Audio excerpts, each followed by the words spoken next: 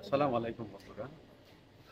আজকে আমরা শিখবো ব্যাগের ড্র্যাগ লাইন কাকে বলে এবং ড্র্যাগ লাইন কিভাবে রিমুভ করতে হয়।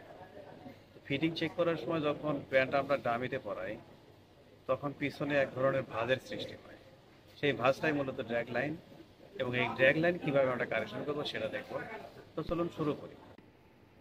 এই ছবিতে দেখতে পাচ্ছেন ব্যাগের যে এখানে কিছু ভাঁজের সৃষ্টি হয়েছে, এটা হচ্ছে ড্র্যাগ লাইন। এই ড্র্যাগ লাইন কিভাবে রিমুভ করা যায় সেটা আমরা শিখবো। তো এখন আমরা দেখবো এই প্যানটা কোন প্যাটার্নটা তৈরি করা হয়েছে, সেই প্যাটার্নটা বের করব। এই প্যাটার্ন দিয়েই আমার এই প্যানটা তৈরি করা হয়েছিল। এখন আমরা এটা চেক করব, এটার উপর এটা মেরি করব। মেরি করে এটা দেখব যে এখানে ডিফারেন্ট আছে কিনা। এখানে ফ্রন্ট বড় থাকবে, ব্যাক ছোট থাকবে।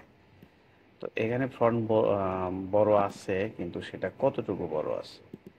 এখানে বড় আছে কতটুকু, এখানে বড় আছে মাত্র 1/8। তো এখানে আমার বড় প্যান্টের ক্ষেত্রে, এটা যেহেতু বড় প্যান্ট, তো এই প্যান্টের ক্ষেত্রে এখানে মিনিমাম 1/2 ইঞ্চি 5/8 3/4 হতে পারে এই ডিফারেন্টটা।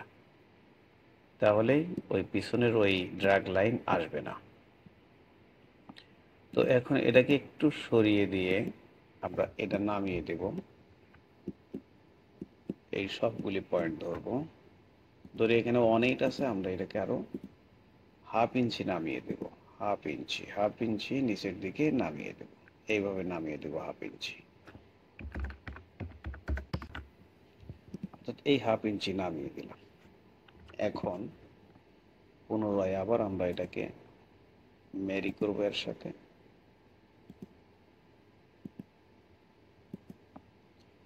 এই ওয়াকিং পিস দিয়ে এটাকে আবার ঘুরিয়ে দেব।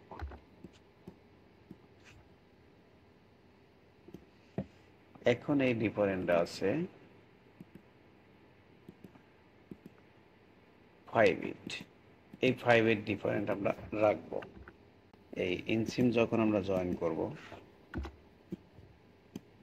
তখন এখান থেকে শুরু করে এভাবে জয়েন করে অ্যাজ ইউজুয়াল এই কাট মার্ক যে আছে, এই কাট মার্ক পর্যন্ত রেগুলার হিসেবে অ্যাজ ইউজুয়াল জয়েন করব। এখানে কোনো টানা হেঁচড়া করব না, রিল্যাক্সে জয়েন করে এই কাট মার্ক পর্যন্ত চলে আসব। এই কাট মার্কে এসে আমরা এখানে একটু থামবো।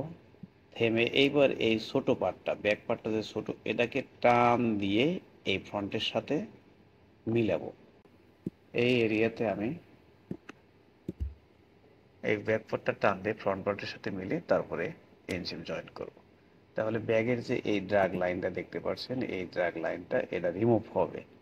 এবং এটার কারেকশনই একমাত্র এই ব্যাগ এবং ফ্রন্টটাকে ডিফারেন্ট করা, অর্থাৎ ব্যাগটাকে ফ্রন্টের সাইডে ছোট করা।